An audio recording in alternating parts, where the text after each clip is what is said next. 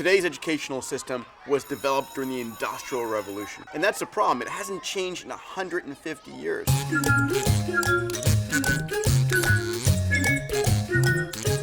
In the US, schools are falling apart. In Africa, they don't even exist. We are short millions of teachers. The problems of education seem incurable. But with a shift of perspective, we can turn learning scarcity into learning abundance.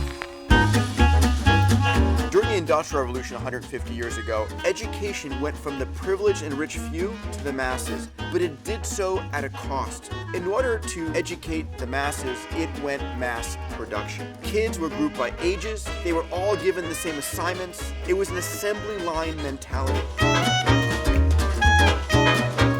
Old rote systems of learning don't work. So how do we teach kids to learn in the developing world?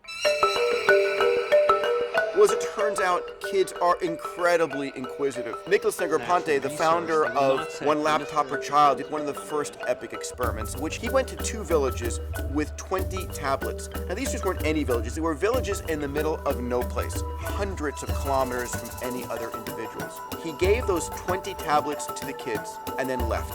In the course of the first few hours, the first child learned how to turn a tablet on and showed that to the other kids. By the end of the day, those kids were using a dozen applications on those tablets. By the end of the first year, they had taught themselves ABCs and had begun to sound out words.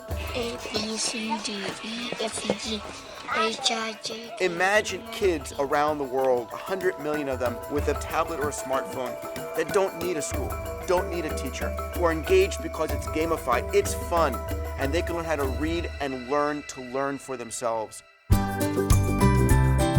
Technology is paving a new direction, not one in which you memorize answers, it's one in which you ask the right questions. Today, what's valued far more is creativity, collaboration, and critical thinking.